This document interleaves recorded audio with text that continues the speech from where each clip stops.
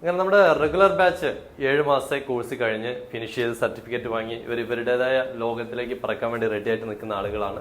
ഇവരിനി ഇപ്പോൾ life start ചെയ്യാണ്, അതായത് ഒരു ടെക്നിക്കൽ ലൈഫ് സ്റ്റാർട്ട് ചെയ്യാൻ പോവാണ്. ആ സ്റ്റാർട്ട് ചെയ്യുന്നതിന് മുന്നായിട്ട് ഇവർ ഏത് ലെവലിൽ ഇപ്പോൾ വർക്ക് ചെയ്യുന്നുണ്ടെന്ന് കറക്റ്റ് നമുക്ക് ഇവരോട് തന്നെ ചോദിച്ചറിയാം അല്ലേ?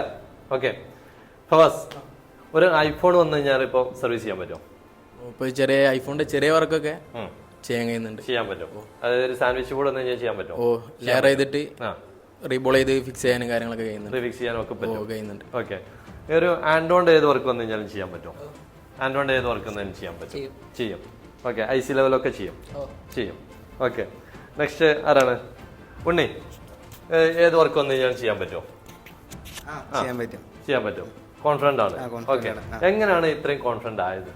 അത് നമുക്ക് ഇവിടെ നല്ല എക്സ്പീരിയൻസ്ഡ് ആയിട്ടുള്ള സാറന്മാരൊക്കെ ആയിരുന്നു. അപ്പോൾ അവരുടെ ഒപ്പം തന്നെ ഇരുന്ന് അവര് നമ്മളെ നന്നായിട്ട് പഠിപ്പിച്ചു. പിന്നെ നല്ല നല്ല സെന്ററുകളിലേക്ക് നമ്മളെ ട്രെയിനിങ്ങിന് വിടുന്നു.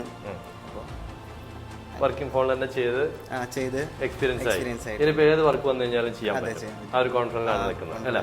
ഓക്കെ, ഫവാസ് എങ്ങനെയാണ് ഇത്ര കോൺഫിഡൻസ് ആയത്? എനിക്ക് ഇവിടുന്ന് ട്രെയിനിങ് ഉള്ളപ്പോൾ ഇവിടുത്തെ 5th മൊഡ്യൂളിൽ ഞങ്ങൾക്ക് ഒരു വർക്കിംഗ് സെറ്റാണ് ഫുള്ള് തന്നത്. അപ്പോൾ കംപ്ലൈൻ്റ് ഉള്ള സെറ്റ് തരും. ഞങ്ങൾ തന്നെ സ്വന്തമൊക്കെ കണ്ടുപിടിച്ച് കാര്യങ്ങളൊക്കെ ചെയ്ത് തുടങ്ങിയപ്പോൾ പിന്നെ സർവീസ് സെൻ്ററിൽ പോയപ്പോൾ ഞങ്ങൾക്ക് പെട്ടെന്ന് കംപ്ലൈൻറ്റ് കാര്യങ്ങളൊക്കെ ഫൈൻഡ് ചെയ്യാൻ പറ്റി. പിന്നെ പെട്ടെന്ന് ഞങ്ങൾക്ക് കംപ്ലൈൻറ്റ് കാര്യങ്ങളൊക്കെ കംപ്ലീറ്റ് ആക്കാൻ പറ്റി. ഓക്കെ, അതായത് വർക്കിംഗ് ഫോണിൽ തന്നെ പഠിച്ചിരുന്ന സമയത്ത് തന്നെ നിങ്ങൾക്ക് എന്തെങ്കിലും കംപ്ലൈൻറ്റ് ഫൈൻഡ് ഔട്ട് ചെയ്യാൻ, അത് സോൾവ് ചെയ്യാനുള്ള പഠിക്കുന്ന സമയത്ത് തന്നെ നിങ്ങൾക്ക് കിട്ടി. ആ ഒരു കോൺഫിഡൻസോട് കൂടിയാണ് പിന്നെ സർവീസിലേക്ക് പോയത് അല്ലേ? അപ്പോൾ അത് അവിടുന്ന് നിങ്ങൾക്ക് പെട്ടെന്ന് തന്നെ കാര്യങ്ങൾ ചെയ്യാൻ പറ്റും. പെട്ടെന്ന് ചെയ്യാൻ പറ്റും. ഉള്ള കംപ്ലൈൻറ്റ് നമുക്ക് കസ്റ്റമർ കൊണ്ടുവരുമ്പോൾ തന്നെ കംപ്ലൈൻറ്റ് കാര്യങ്ങളൊക്കെ നമുക്ക് പെട്ടെന്ന് ഫൈൻഡ് ആക്കിയിട്ട് സെറ്റ് ആക്കാൻ പറ്റുന്നുണ്ട്. ഓക്കെ, അങ്ങനെ തന്നെയാണ് നിങ്ങൾക്ക് ചെയ്യാൻ പറ്റുന്നത്. അവരിങ്ങനെ കംപ്ലൈന്റ് പറയുമ്പോൾ തന്നെ അത് എന്ത് നമുക്കറിയാം. ഈ 5th മൊഡ്യൂളിൽ സാറ് കസ്റ്റമേഴ്സിന് ആദ്യം തന്നുകൊണ്ട് തന്നെ ഓരെടുക്കുമ്പോൾ വലിയ ടെൻഷനോ ഇതൊന്നുമില്ല. ഒരു മണിക്ക് തന്നെ കംപ്ലൈന്റ് ഇന്നതാന്ന് നമുക്ക് കിട്ടുകയും ചെയ്യും. ചെക്ക് ചെയ്യുമ്പോൾ അതിനെ കറക്റ്റ് ചെയ്യാനും പറ്റുന്നുണ്ട്. ഓക്കെ, അതായത് ഇവിടുന്ന് തന്നെ ഒരുവിധം കംപ്ലൈൻസ് എല്ലാം നിങ്ങൾ വർക്കിംഗ് ഫോണിൽ ചെയ്ത് ഓക്കെ ആക്കിയിട്ടാണ് ഇവിടുന്ന് പോയത്. ഏത് IC വരെ നിങ്ങൾ ഇവിടുന്ന് ചെയ്തിട്ടുണ്ടായിരുന്നു? ഇവിടുന്ന് പോകുമ്പോൾ വരെ സിമ്പിൾ ആയിട്ടുള്ള CPU വരെ സാർ തന്നൊക്കെ ഡബിൾ ഡെക്കറൊക്കെ അപ്ഡേഷൻ തരുന്ന പറഞ്ഞാൽ ഇപ്പൊ അതും കിട്ടിക്ക് ഇപ്പൊ ഒരു എല്ലാം ക്ലിയർ ആക്കി എല്ലാരും ക്ലിയർ ആയിട്ടുണ്ട്. ഇനിയിപ്പോ ഏത് വർക്ക് CPU ലെവലിലുള്ള വർക്ക് വരെ വന്നു കഴിഞ്ഞാലും ചെയ്യാൻ പറ്റുന്ന ഒരു കോൺഫിഡൻസിലാണോ ഇപ്പൊ ഇവിടുന്ന് പോകുന്നത്? ചെയ്യാൻ പറ്റുന്ന ഒരു കോൺഫിഡൻസിലാണ് പോകുന്നത് അല്ലേ? ഓക്കെ, ഇതൊക്കെ കഴിഞ്ഞ എത്ര മാസം കൊണ്ടാണ്? ഇതിപ്പോ മൊത്തം പറഞ്ഞിട്ടുണ്ടെ 8-9 മാസമായിട്ടുണ്ട്. ട്രെയിനിങ് എല്ലാം കഴിഞ്ഞു വന്നിട്ട് എല്ലാം കഴിഞ്ഞിട്ട് ഏകദേശം 9 മാസത്തോളമായി. അതായത് നമ്മളിപ്പോ 7 മാസമാണ് കോഴ്സ് പറഞ്ഞതെങ്കിലും നിങ്ങൾ പ്രോപ്പർ ആവാൻ വേണ്ടിയിട്ട് ഇപ്പൊ ഒരു 9 മാസം വരെ എടുത്ത്. അതായത് നമ്മൾ ടൈം പീരീഡ് കഴിഞ്ഞ് നമ്മളെ പിടിച്ചിട്ട് അത് എൻ്റെ അടുത്ത് ഡിലേ വന്നതാണ്. അതായത് കുറച്ച് കാര്യങ്ങൾ ലീവും കാര്യങ്ങളൊക്കെ വന്നതുകൊണ്ടാണ് 9 മാസമായിട്ട് പോയത്. അതായത് നമ്മൾ ടൈം പീരീഡ് കഴിഞ്ഞെന്നും പറഞ്ഞ് പുറത്തേക്ക് വിടില്ല. നിങ്ങൾ ചെയ്യാൻ ഓക്കെ ആയി കോൺഫിഡൻ്റ് ആയി എന്നുള്ള കണ്ടീഷൻ കഴിയുമ്പോൾ മാത്രമേ നിങ്ങൾ എന്ത് ചെയ്യുള്ളൂ, കോഴ്സ് കംപ്ലീറ്റ് ചെയ്യുള്ളൂ, കംപ്ലീറ്റ് സർട്ടിഫിക്കറ്റും കിട്ടുള്ളൂ അല്ലേ? ഓക്കെ, എന്താണ് ബാക്കി? എന്താ പേരെന്താണ്? മൂസിന്റെ കാര്യങ്ങളൊക്കെ ഒന്ന് പറഞ്ഞു. മൂസിൻ ഇപ്പോൾ ഞാനൊരു കോഴ്സിനെ കുറിച്ചിട്ട് ഇൻസ്റ്റാഗ്രാമിൽ കൂടെയാണ് കണ്ടത്. ഇവിടെ നിന്ന് ജോയിൻ ചെയ്തു. ഒരുവിധം നല്ല വർക്കുകളൊക്കെ ചെയ്യാൻ. ഇപ്പൊ ഏത് വർക്ക് കിട്ടിയാലും ചെയ്യാൻ പറ്റും. ഗ്ലാസ് ചേഞ്ചിങ് ഒക്കെ ചെയ്യും. ഏത് ഐഫോൺ ചെയ്യോ ആൻഡ്രോയിഡ് ചെയ്യോ? ഐഫോൺ രണ്ടും ചെയ്യും. ഐഫോണും ആൻഡ്രോയിഡും ചെയ്യും.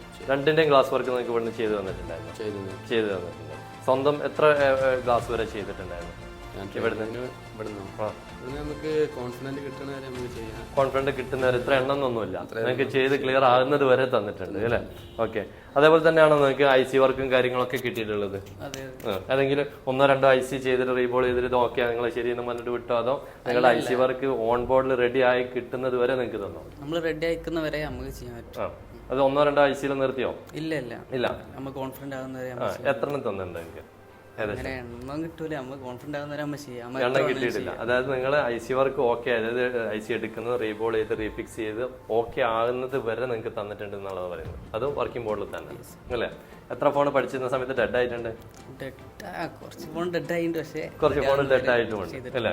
ഡെഡായ ഫോണൊക്കെ എന്തുകൊണ്ടാണ് ഡെഡ് ആയത് എന്നുള്ളത് മനസ്സിലായില്ലായിരുന്നു. ഓക്കെ, ആ ഒരു പ്രോബ്ലംസ് ഫൈൻഡ് ഔട്ട് ചെയ്ത് പിന്നീട് സർവീസ് സെന്ററിൽ എത്തുമ്പോൾ ഡെഡ് ആവുന്ന ഒരു ഇഷ്യൂ വന്നോ?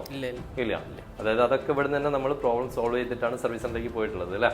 ഓക്കെ, എന്താണ് എന്താ പറയാനുള്ളത്? ഏതൊക്കെ സെറ്റപ്പ് സർവീസ്? ആൻഡ്രോയിഡും ചെയ്യും ഐഫോണും ചെയ്യും അല്ലേ? ഓക്കെ, ഐഫോണിന്റെ സാൻഡ്വിച്ച് ബോർഡ് ചെയ്യോ?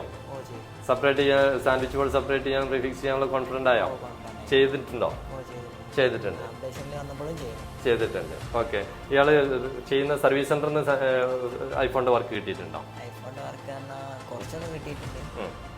ആൻഡ്രോയിഡിന്റെ വർക്കോ? സർവീസ് സെന്ററിൽ നിന്ന് കിട്ടിയിട്ടുണ്ട്. ഓക്കെ. ഇപ്പോൾ ഇയാൾ പ്ലേസ്മെന്റ് ആയോ?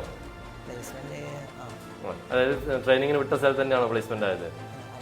അല്ല, വേറെ സ്ഥലത്താണ്. ട്രെയിനിങ്ങിന് വിട്ട സ്ഥലത്ത് പ്ലേസ്മെന്റ് ആയ ആളുകൾ ആരൊക്കെയാണ് അതിലുള്ള? ഒന്ന് കൈ വന്നിച്ച്. 1, 2, 3 ആൾക്കാർ നമ്മൾ ട്രെയിനിങ്ങിന് വിട്ട സ്ഥലത്ത് തന്നെ പ്ലേസ്മെന്റ് ആയിട്ടുണ്ട്. ഓക്കെ. അപ്പം എന്തുകൊണ്ടാണ് നിങ്ങൾ അവിടെ തന്നെ അവരെടുക്കാൻ കാരണം എന്തെങ്കിലും പറഞ്ഞിട്ടുണ്ടോ?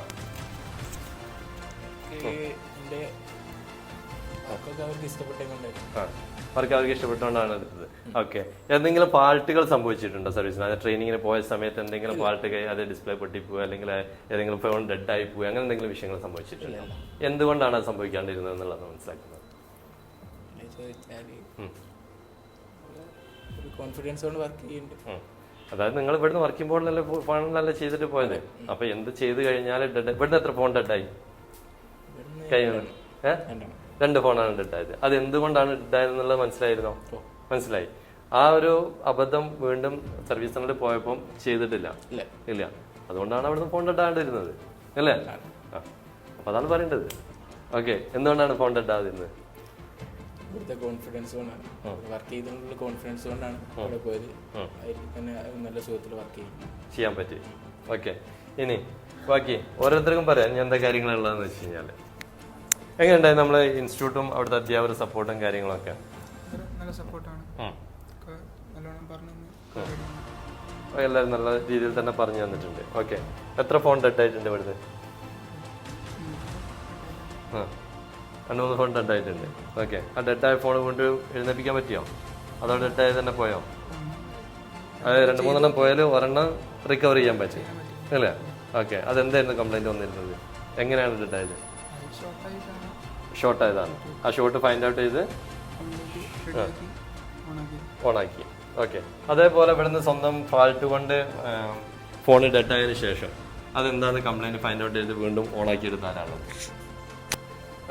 എങ്ങനെ ചെയ്തത്? അത് പവർ ഐസി നമ്മൾ ഒരു വണ്ടി ഇവിടെ സാർ 5th മൊഡ്യൂളിൽ തന്നപ്പോൾ നമ്മൾ പവർ ഐസി ഹീറ്റ് അടിച്ചാൽ ഓവർ ഹീറ്റ് ആയിട്ട് അതിൻ്റെ അടുത്തുള്ള കമ്പോണൻസ് ഒക്കെ ഷോർട്ടായി പോയതാണ്. പിന്നെ റെഡിയാക്കി റീഫിക്സ് ചെയ്തപ്പോൾ സാധനം റെഡി ആയിട്ടുണ്ട്. റെഡി ആയിട്ട്. ഓക്കെ. അതേപോലെ അനുഭവങ്ങൾ വേറെ ആർക്കും ഉള്ളത്? അതേപോലെ സർവീസ് സെന്ററിൽ നിന്ന് ആർക്കെങ്കിലും അനുഭവങ്ങൾ ഉണ്ടാവും? അല്ല. ഏതെങ്കിലും ഒരു സ്പെഷ്യൽ കംപ്ലൈന്റ് ആരെങ്കിലും ചെയ്തിട്ടുള്ള അങ്ങനത്തെ അനുഭവങ്ങൾ ആർക്കെങ്കിലും ഉണ്ടോ സർവീസ് സെന്ററിൽ? ഉണ്ടോ? ഇല്ല.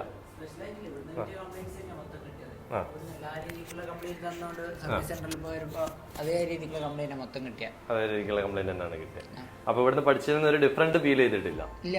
ഇവിടുന്ന് പഠിച്ച കംപ്ലൈന്റ്സ് തന്നെ മൊത്തം ആകെ വരുന്നതന്നെ ഉള്ളൂ. ബാക്കിയുള്ള എന്താ പറയുക, വരുന്ന കംപ്ലൈന്റ്സ് ഒന്നും പേടിക്കാനില്ല. കാരണം ആ സംഭവങ്ങളെല്ലാം ഇവിടുന്ന് കറക്റ്റ് ക്ലിയർ ആക്കിയതിന് ശേഷമാണ് നമ്മൾ വിടുന്നത്. അപ്പോൾ അതിനനുസരിച്ച് വന്നാൽ പ്രോപ്പറായി ചെയ്യുന്നത് നമുക്ക് ഇവിടുന്ന് പഠിക്കുന്നതുകൊണ്ട് തന്നെ അവിടുന്ന് അത് കറക്റ്റ് ചെയ്യാൻ പറ്റുന്നുണ്ട്. ഓക്കെ.